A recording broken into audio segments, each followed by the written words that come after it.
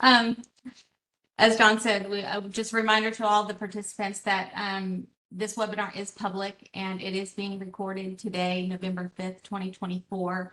The registration information for today's webinar was posted on the NERC website and widely distributed. The speakers on the call should keep in mind that the listening audience will include members of the press and representatives from various governmental authorities, in addition to the expected participation by industry stakeholders. As a reminder, all lines have been placed on mute. Should you wish to ask a question during today's webinar, please utilize the chat feature in the bottom right corner of your screen, and you may select everyone from the drop-down menu. It is NERC's policy and practice to obey the antitrust laws and to avoid all conduct that unreasonably restrains competition. This policy requires the avoidance of any conduct that violates or that might appear to violate the antitrust laws. If you have any questions or concerns, you can contact NERC's General Counsel. The presentation and streaming audio from today's webinar will be posted on the NERC website, and an announcement will be sent out when that is available. And I will now turn it back over to you. Thank you, Sandy. All right, great. So let's set the table a little bit and talk a little bit about those crossroads I referenced earlier. And I think we all understand some of the long-term challenges that we face in the future around addressing the changing resource mix and adapting to the changing characteristics of the resources that are planned and being built, the resource retirements that we have to grapple with and the pace of those, the extreme weather events that we've seen in the past that keep on pointing to some of these challenges in serving load and reliance on neighbors, and then demand growth. I think when you look at all of these, and then you don't see, transmission in the picture, and what we're really talking about is large transmission. We're really good as an industry of building transmission to support regional requirements and meeting reliability requirements, but kind of wide area, long haul transmission. When you don't see these types of projects, we question, we're concerned around, well, how are we going to address these challenges? Let's go to the next slide. So when you look at the kind of last 10 years, again, important to set the table here of how we got to this condition is, over the last 10 years, we've actually had to decrease the amount of capacity on our system, a 4% decrease in the amount of capacity. We've built a ton of wind and solar and even natural gas, but we've also retired a lot. And when you look at the on-peak contribution of that wind and solar, of course, it's not a one-for-one to their total installed capability. So, as a North American wide footprint, we've reduced the amount of capacity over the last 10 years. And in that same time period, bottom left here, we've seen the demand increase over that time, the last 10 years, about a 3% increase. So kind of already it's kind of going in a different direction. Of course, you want to increase capacity as your demand increases.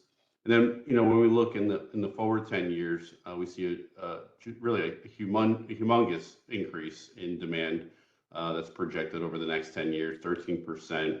And in some places, of course, that's 17, 20% in certain places. So really an accelerated growth that puts us in a more precarious condition. So it's really no surprise when we've seen some of these risk areas pop up in our long-term reliability assessments, where we have more areas at a high or elevated risk posture for kind of that long-term horizon.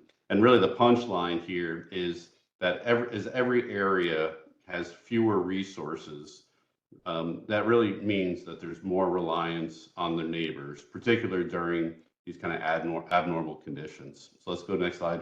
And there's a couple events, non-events that have highlighted some of these concerns, and really the need to be able to look over a wide area for evaluation of resources and reliance on neighbors.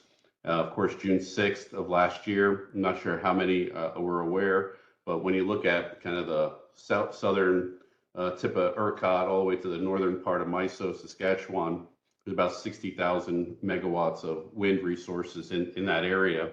And on June 6th, there was an output of 300 megawatts.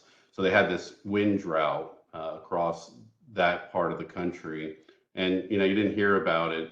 If you didn't hear about it, it's mostly because the system operated as planned. And there was a lot of excess generation at the time, available capacity in the transmission system to help out from neighbors. That's a very different condition if it were to occur, let's say July 6th, right, or August 6th, when you have kind of higher temperatures, peak demand, and maybe not as much flexibility on your system. In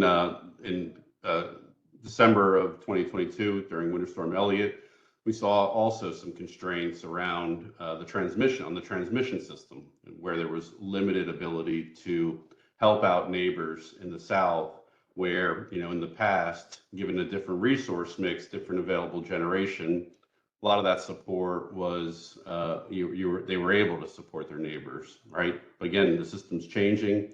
All these areas have less resources for themselves, and again, wide area and neighborly help is something that we need to look at. Next slide. So let's talk a little bit about the requirements, the gift from Congress, which really specified three major requirements of the study. One, to calculate total transfer capability. That's something we know how to do. It's something NERC wrote the book on back in the 80s around how to calculate transfer capability. And so there's 40 some odd areas we're looking at. They're bidirectional, and so calculating the current transfer capability was the first ask. The second ask was a little bit more challenging, which is to make a recommendation of prudent additions to total transfer capability between each of those pairs. And the key here is that that recommendation for prudency would demonstrably strengthen reliability between those areas. So when we're looking at prudent, we make it very clear in our analysis and the report. We're not looking at economics. We're not looking at cost benefit of different projects. We're also not making recommendations around whether external resources should be developed or internal resources should be developed. We're simply looking at energy deficiencies and what transmission capability increase would mitigate those energy deficiencies. And then lastly, part three is a recommendation on how to meet and maintain those identified prudent recommendations. Next slide. And so Saad, maybe I'll turn it to you for this one and let you take it away, and I'll be back with y'all a little bit later. Thank you, John. So when this study was mandated by Congress, we welcome that. It's very much in line with NERC's and ERO Enterprises' obligations to perform reliability assessments. It was really important for us to set some guiding principles right at the beginning of the project to guide our decision making. And those were that we wanted the analysis to be independent and objective analysis. NERC has an independent lens that it can put on reliability risks, which is very important. We wanted the analysis to be objective, based on data, based on criteria that we can objectively apply to make a determination of where prudent additions would be necessary and benefit reliability. As far as the perspective is concerned, we want to maintain a system-wide perspective. As far as the scope of this study is concerned, it's can't be any bigger than this when we're looking at the entire US and Canada systems. We wanted to make sure that our focus is on wide area energy energy risks, and we're not focusing on local reliability issues.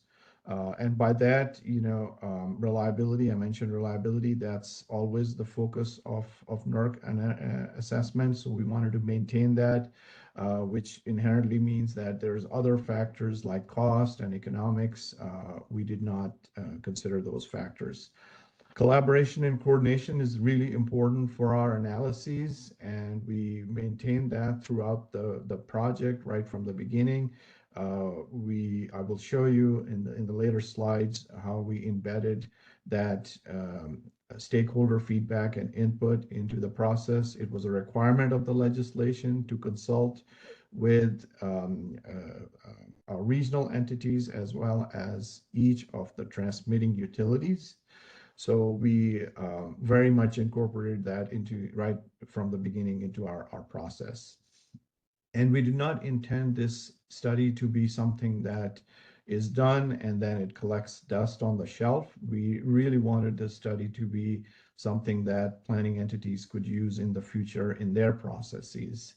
And with the level of engagement and involvement that we've seen from the industry and the stakeholders, we truly hope that the study will something that will inform future decision making. And this is not the end of our of this process for us. We really wanted this to make this study something that we could repeat over the years on a periodic basis. And it's really setting a stage for us to be able to incorporate the things that we've learned from this analysis into our future analysis, including our long-term reliability assessments. So let's go to the next slide. This provides a high level of timeline of we started the project when we started the project last year. The Fiscal Responsibility Act of 2023 was passed last year in June. I believe we started working on the very next day on the project. We took our time to sharpen the pencil and develop our approach, and really took the next 5 to 6 months to develop the scope, the assumptions, the approach, so that when we start the analysis, we can get the results that we're looking for. Our analysis began towards the early part of this year, and we completed our objective as asked by Congress of calculating the transfer capability. In August, that report was published, or draft was published on the website. We also completed our recommendations of prudent additions back in October, and that report, the draft of that report, was published yesterday, along with the Part 3 recommendations to meet and maintain the transfer capability. And then the report is going to be filed with FERC, which consolidates all parts before December 2nd. We're hoping the week before Thanksgiving to target to file that with FERC. What happens after that in the process, as mandated by the legislation, is that FERC will post the report for public comments, and then 1 year after the public comment period ends, the timeline is for FERC to make its recommendations, if there are any, to any statutory changes to Congress. And along with it, we have already started the Canadian analysis, which is looking at transfer capabilities from US into Canada, and then interprovincial transfer capability analysis. So that report is expected to be published by the end of Q1 of next year. Let's go to the next slide, please. So right from the beginning, we set up the project structure in a way so that it involves all stakeholders. We formed an executive leadership group comprising of NERC executives as well as regional entity executives. Sandy, I'm not seeing the next slide. So we formed an executive leadership group, and that provided the overall guidance and leadership to the project, comprising of NERC executives as well as regional entity executives. Under their leadership, we formed 4 different groups. The first one I'll mention is the advisory group. This group comprised of industry experts from planning coordinators, um, DOE, FERC staff was involved, state legislative, state utility commission staff, other stakeholders that were interested were also involved in this advisory group that helped us shape the project along the way and provided us input on key milestones. And then within the project team, we formed 3 teams. The first team was the team that did the transfer analysis work in collaboration with our consultant, PowerGem, who actually ran the analysis, and the project team oversaw the overall results and coordination of the results with individual planning coordinators. The second team was the team that did the prudent additions analysis. This team worked with another consultant, Telos Energy, who did the analysis work for us on prudent additions. And then we also formed a small report writing team that worked on drafting various parts of the report. Let's go to the next slide, please. So this is an overview of what the study included and what are some of the things that we did not consider for this study.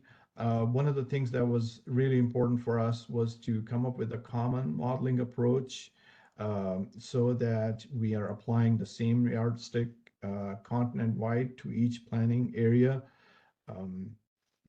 We assessed the adequacy of a North American transmission system under extreme weather.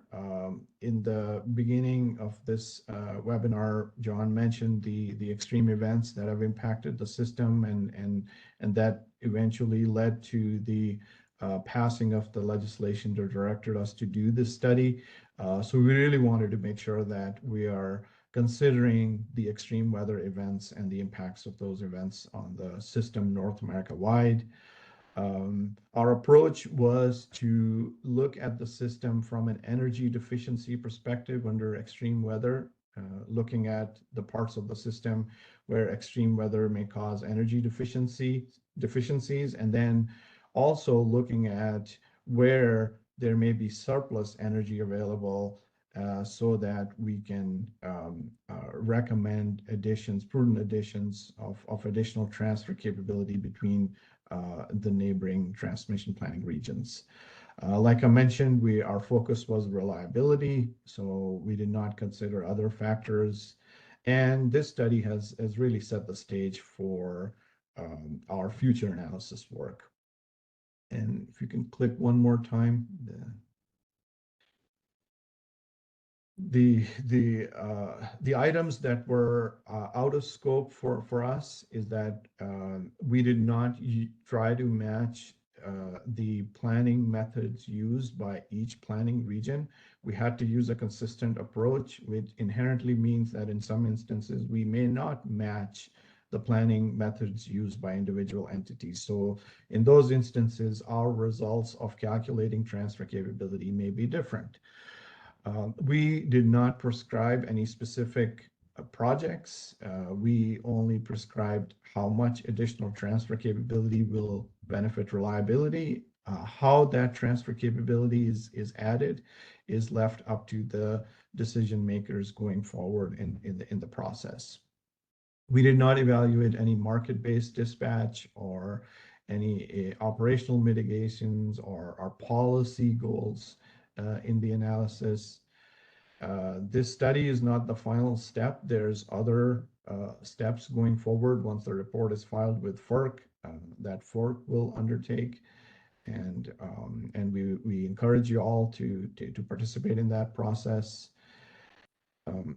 We also did not include quantified impacts of future planned projects in the analysis. When we calculated the current transfer capability, we calculated the transfer capability that is available in the current year and near future, and any planned projects for the future out were not considered in the analysis. However, we do recognize that some of the entities may have projects underway to increase interregional transfer capability.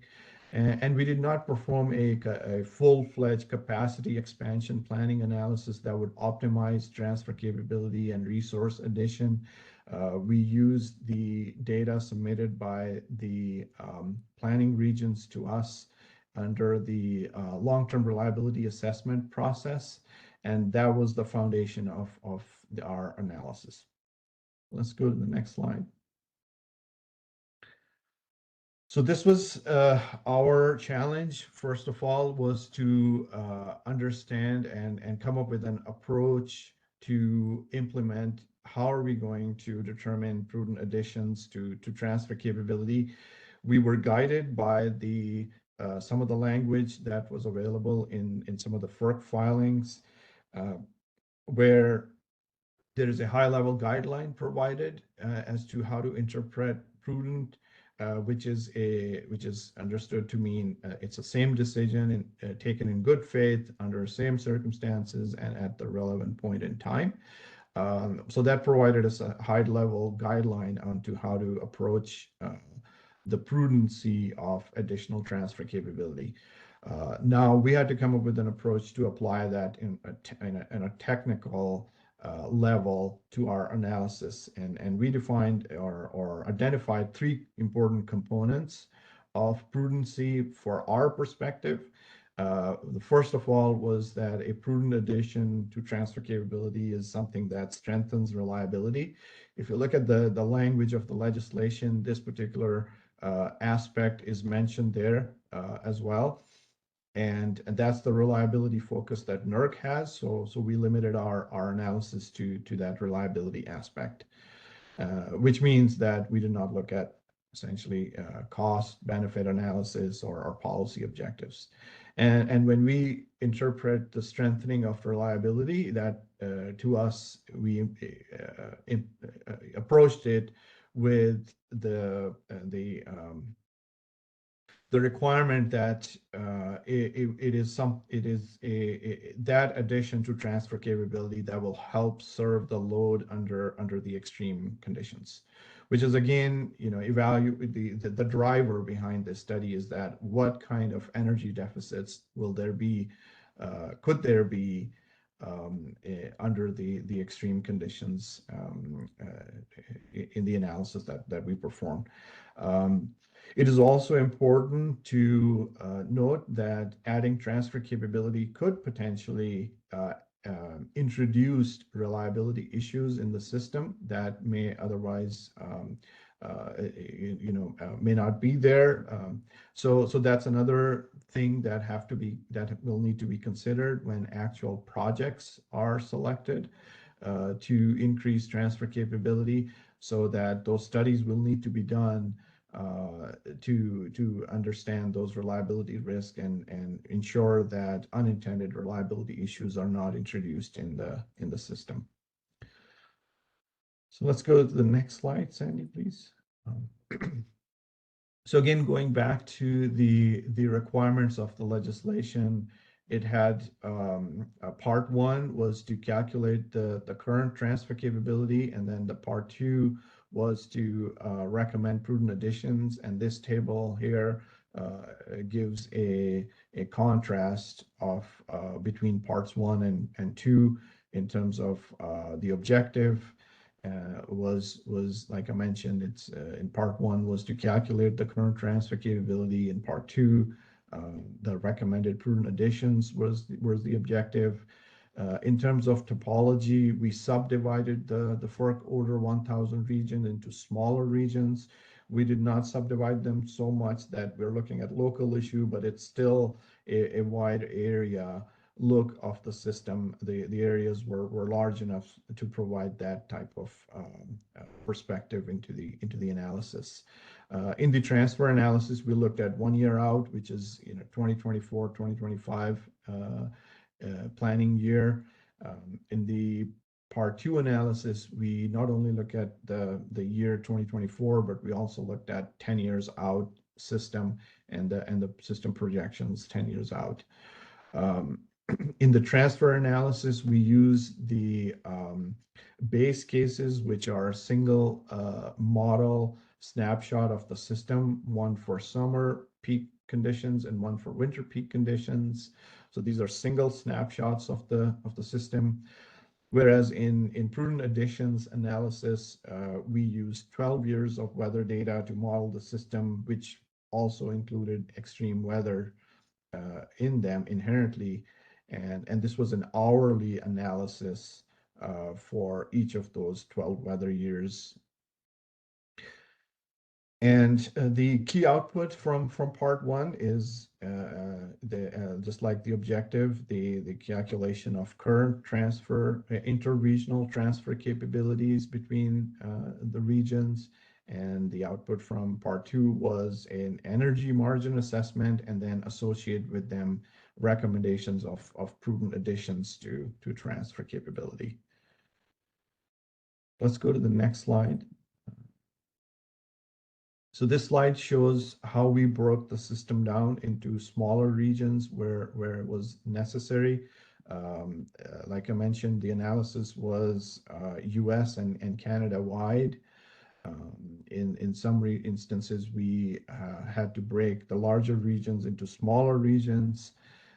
And then in some instances, we had to combine certain regions to make them into slightly larger regions. And that was done so that we are keeping the wide area perspective. In some instances, internal constraints within planning areas could potentially contribute to limitation in terms of energy deliverability to the neighbors. So therefore, that was important for us to consider in breaking down the system into smaller regions. Let's go to the next slide. So what did we find at a high level from our transfer analysis? As this was the first part of the study, was to calculate the current transfer capabilities. And like I mentioned, this report was published in August. We learned that, and as expected, that the transfer capabilities vary widely between regions significantly. If you were to represent the transfer capability as a percentage of peak load, it can vary anywhere from 1% to 92% is what we calculated. Transfer capability that can change based on system conditions.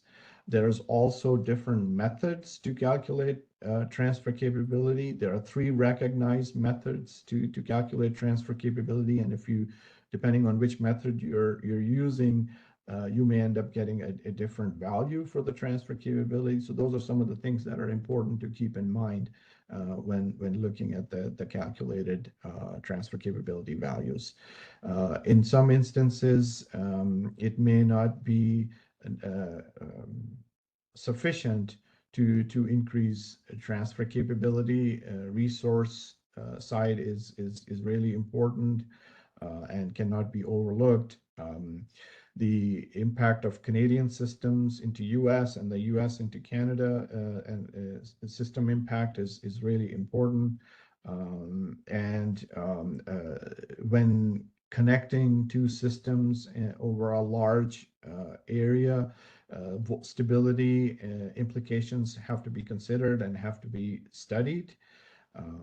And then in terms of adding the transfer capability to the system, which are to be completed by the next 10 years, it would need to be really important to look at what regulatory or legislative solutions might be to make that transfer capability happen.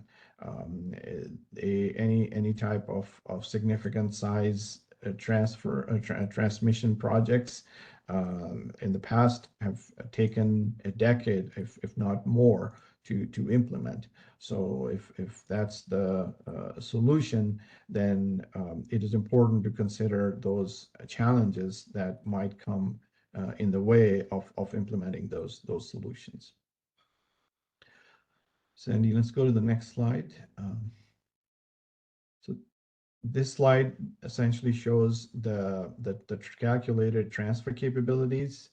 And I'm not going through the details but at a high level, the colors of the regions represent the amount of total transfer capability into each region, and the bubbles and the arrows represent the transfer capability for each season in the direction that the transfer capability was calculated for.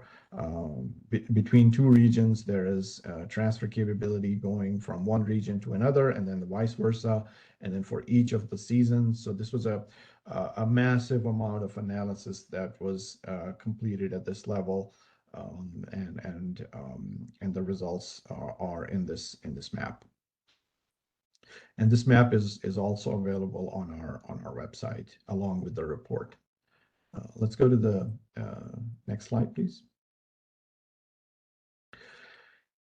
So when we move to part 2, which is calculation of energy margin analysis and prudent addition recommendations, the first thing that we have to consider that the legislation asked us to calculate region to region transfer capability, but it became very clear that it's equally important to calculate the simultaneous import capability for each region. And the reason is that you cannot simply add the individual transfer capabilities to each of the neighbor and assume that as the total simultaneous import capability.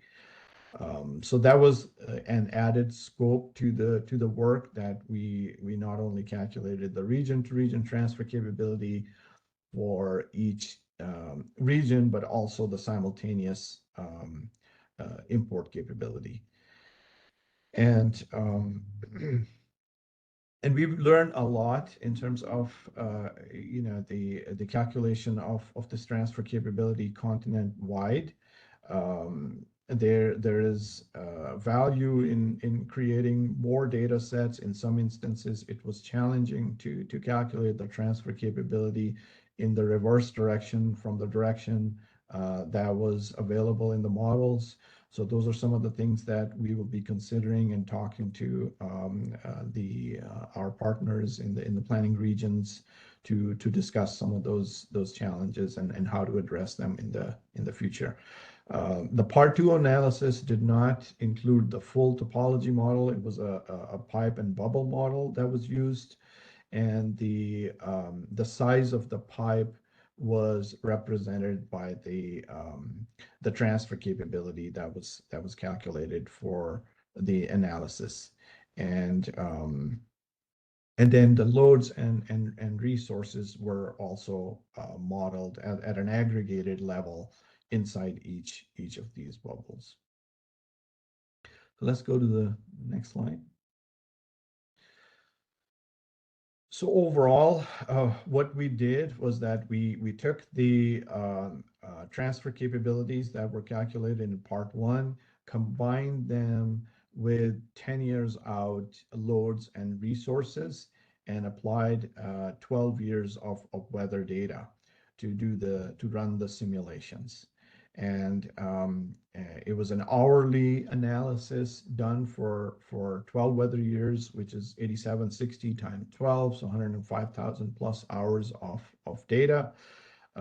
That resulted in first the energy assessment, and that energy assessment was based on the available resource profiles, wind and solar, hydro, thermal capacity, which was then reduced by outage information that we had available from our generation outage system, and combined that with storage and demand response. And that gave us an hourly energy margin for the entire system, for each of the planning regions, excuse me. And then from that analysis, we could see which regions are experiencing energy deficit and which regions have surplus, so that we can then make recommendations of prudent additions to transfer capability. Let's go to the next slide, please. So this was a 6-step prudent addition process. So the first thing was to identify the resource deficiencies, and then quantify the resource deficiency by the max resource deficiency that was observed throughout those 12 years, the 12 weather years for each of the planning regions. And then the next step was to prioritize the interfaces that were constrained under the extreme weather conditions. Because in some instances, the neighboring region may not even have the resources to ship under the extreme conditions. So it would not be beneficial to include those in the recommendations or increasing those interfaces. So the priority was given to those interfaces that had resources available to supply and were constrained under the extreme conditions. And then the transfer capability was then allocated to each of those interfaces based on the available surplus to the neighboring regions, until the deficit was mitigated. And it was done in an iterative process where not the entire deficit was added to the model in one step. Rather, it was done in 3 steps, so that the interactive effect of various regions with additional transfer capability plus transfer capability and storage and demand response could be evaluated. And then the final step was to finalize, look at the final iteration results and finalize the prudent level. In some instances, when we added the first 2 steps of additional transfer capability in the iterations, it was able to eliminate most of the deficit. So the third iteration was adjusted, or the final recommendation was adjusted accordingly, depending on how much deficit was left at the end of the 3rd step. And this report was published, like I mentioned, the draft was published yesterday, and it's available on our website for you all to review and look at. Let's go to the next slide, Sandy. Some of the key findings at a high level: the North American system is vulnerable to extreme weather. We knew that from the past events, and the analysis is showing that. We also found that one-size-fits-all transfer capability may not be effective for mitigating the reliability risks. In some regions, the transfer capability was relatively low, yet we did not find those regions in a deficit, whereas other regions had slightly higher transfer capability relatively, but still needed more to mitigate the energy deficits. And in some instances, increased interregional transfer capability was not able to mitigate all the deficiencies either, because the neighbors were short on energy as well. So the resource availability is critical. The resource assumptions are critical 10 years out. For those that are involved in resource planning, know that resource assumptions 1 year out perhaps are relatively firm. 5 year out, they get a little bit uncertain, and then 10 years out, definitely there's a lot of uncertainty. So we had to strike a balance where we are assuming resources that are not the most optimistic look for the future, and not the least optimistic or the least optimistic resource mix for the future either. So we struck a balance where we see that it's reasonable to add resources beyond just the firm resources, but not include those resources which may be purely speculative at this point. And then in some instances, transmission upgrades alone may not be able to address all risks because there weren't sufficient resources available. Let's go to the next slide, Sandy. So this map shows overall our recommendations of prudent additions. The colored bubbles, the gray bubbles, either we did not evaluate or we did not have any prudent addition recommendations. The colored bubbles are where we have made recommendations. There's a total of 35 gigawatts of transfer capability that is being recommended across 10 different regions. We not only evaluated the existing ties between neighbors, but we also looked at future opportunities for new ties between geographic neighboring regions as well.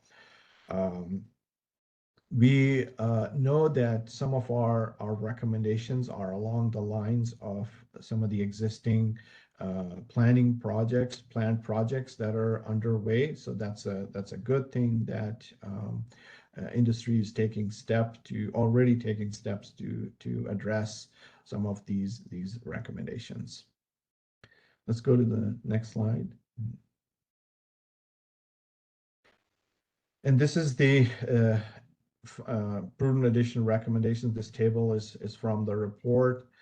It shows the regions ordered from top to bottom in the order of resource deficiency hours.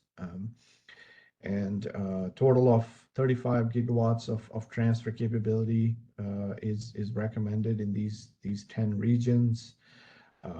In case of ERCOT and Northern California, it was not possible to eliminate all energy deficiencies because there weren't resources available in the neighbors under the event that was driving deficiency.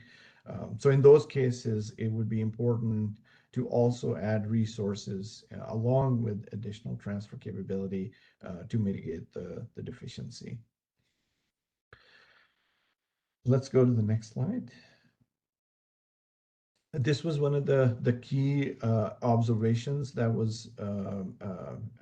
we made that was interaction of increased transfer capability and energy limited resources such as storage and demand response. In some instances, we were able to eliminate energy deficiency 2 times the magnitude of transfer capability that we added into the model due to interactive effects of storage and added transfer capability. So for example, if you imagine a region under severe weather has a deficiency, then these plots on the screen are showing hourly energy. And if you look at the graph on the left, the blue boxes are representing storage, and then the red boxes represent unserved energy. So there's a 20 megawatt hour of energy in this left plot that needs to be served, and you only have 8 megawatt hours of energy storage. So obviously that is more than what the storage can serve. Now, if you look at the right-hand plot, the green boxes represent the additional transfer capability. So now if you add 2 megawatts of additional transfer capability, you will be able to serve that energy deficiency by adding 2 megawatts of transfer capability. And this is because you're able to keep the storage for the latter hours of the day, and you're not using it during the early hours of the deficiency event. During those hours, that additional 2 megawatts of transfer capability is able to serve the demand. And now storage or demand response can be used for later parts of the day, and you're able to mitigate a 6 megawatts of maximum deficiency event in the plot on the left by adding 2 megawatts of additional transfer capability. Let's go to the next slide, please.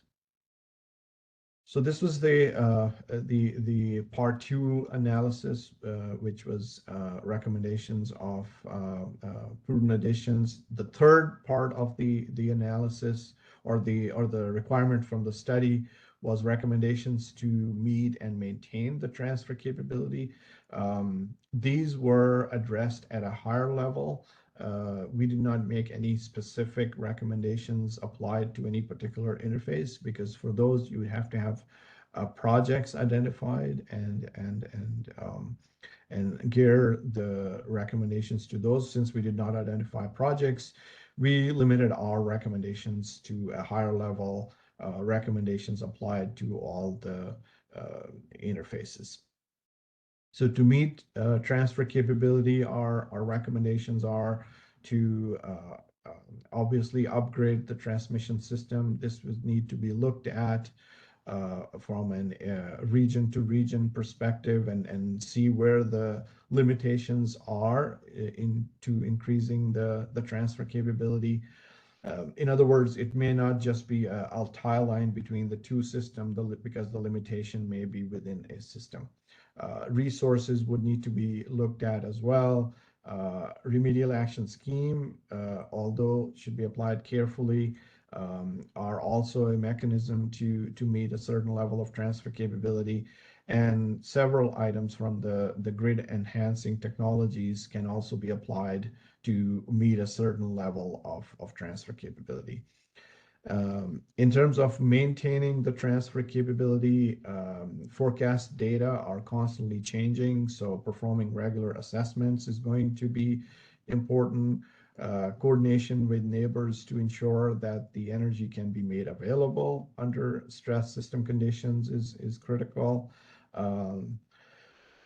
There's also consideration of how some of the challenges with implementing the solutions like siting, permitting, cost allocation can be addressed to benefit reliability.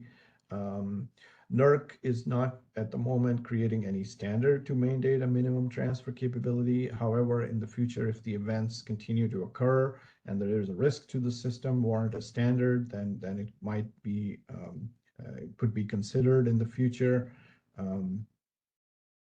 There already are a couple of standard development efforts underway in terms of energy assurance and energy reliability assessments. These projects are meant to address resource deficiencies, and NERC, at NERC, we are planning to enhancing our assessments to include wide area energy assessment and probabilistic assessment that would look at the energy availability and demand and including the interregional transfer capability to highlight risks. Let's go to the next slide. We have highlighted in the report that when addressing these prudent addition recommendations, entities have multiple options to address these recommendations. Adding internal resources could be as effective as adding additional transfer capabilities. However, it is important to note that internal resources should be the ones that are not impacted by the same extreme weather that's driving the energy deficiencies. The resource evaluation into the neighboring system is important. Each neighboring region must be assessed to ensure the resources are going to be available under the extreme weather. When designing solutions, siting and permitting and cost allocation and those types of factors would need to be considered. The demand side can also be used to mitigate the energy deficiency. Technology and policy mechanisms can help shift the demand to non-critical hours. Technology can also help with energy efficiency. Demand response can be used. But the effectiveness of demand response should be considered because if it's called upon too often or for extended periods of time, it may or may not be available. And then storage and adding storage in systems can help with mitigating the energy deficiency as well. So let's go to the next slide. We have a section in the report that highlights how to use the report. The first thing to note is that the ITCS provides foundational insights into the reliability risks. At NERC, we encourage flexibility in terms of implementing the solutions and collaboration with planning entities, policymakers, to all the stakeholders. Stakeholder engagement should be part of the process. It is important to understand the limitations of our analysis. We use certain forecast data to do our analysis, and as the data is refreshed or new data are available, that should be considered. Our recommendations are not for typical system conditions. They are designed to address high risk events. The first step when looking at implementing the recommendations is to look at the existing projects that are already underway in the planning process and are under development. And we have found that certain areas already have planned projects to address some of the recommendations. So those should be considered first, as they may reduce or eliminate the need for additional transfer capabilities. Our recommendations are directional in nature, where we have identified reliability risks based on our analysis, where risks were observed under extreme conditions. We have not mandated any specific projects. It is important to prioritize areas of high risk and high opportunity. The recommendations should be looked at with an open perspective of weighing different solutions, whether it's adding more resources, additional transfer capability, managing demand, or a combination of all of these factors should be considered. And a forum where implementation barriers can be addressed, which can consider factors beyond reliability and address implementation challenges such as cost allocation, cost recovery, seams issues, and siting and permitting would also be an important strategy going forward. Let's go to the next slide. At a high level, what did we learn? From an overall perspective, increasing level of in-depth analysis is going to be really important going forward. Studying transfer capability alone or focusing on transfer capability alone may not be sufficient. Resources will also need to be studied along with it, where resource projections are important consideration in the analysis. Addressing or assessing various different scenarios such as extreme weather, but also different sets of demand and resource projection scenarios are also going to be important when we're looking at 10 years out, where the level of uncertainty is high in terms of the resource and load and demand forecasts. And a consistent approach to study the wide area events is going to be critical.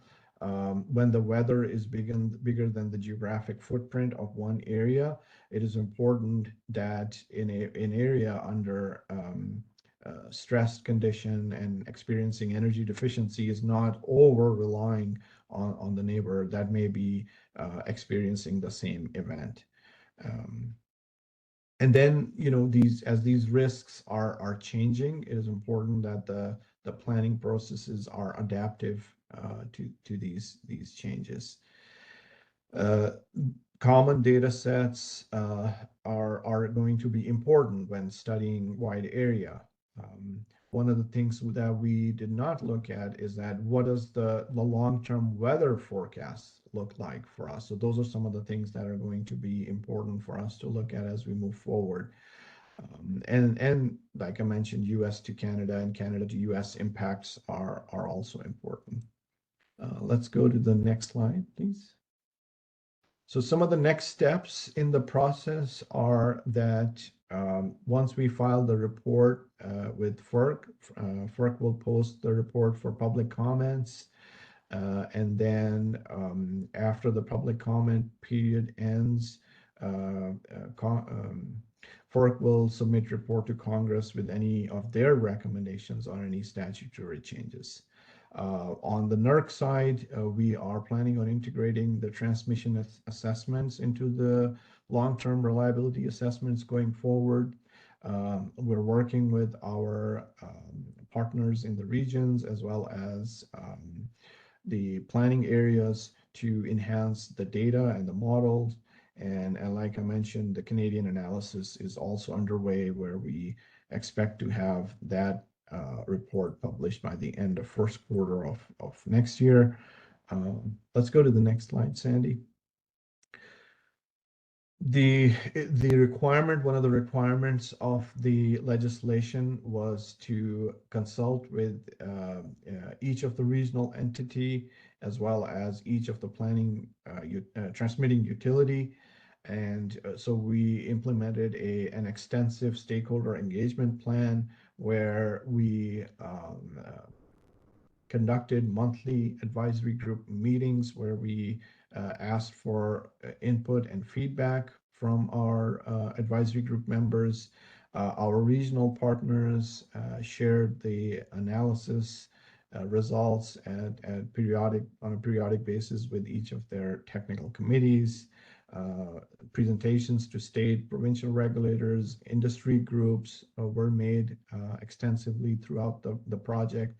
And each transmitting utility was sent a letter to review key documents at key steps of the projects and then provide us with an input. And that is the end of my presentation. John, anything you want to add? And I guess No, it doesn't look like we have a lot of time for any questions over the webinar, but encourage everyone to use the email addresses we showed here, itcs@nerc.net. Reach out to us individually or the regional entity, or your regional entity. We have a engagement letter that kind of went out requesting comments on our draft versions of the report. So please take a look at both the report and the letter and see where you can provide your comments. We've got a couple weeks left. But everyone has been great. We've been grateful for everyone's time and dedication to this, and look forward to working with you all together in future renditions, and also helping this be a platform for you to talk to your policymakers about your capacity, energy, and transmission needs. So thank you, everybody. Thanks all.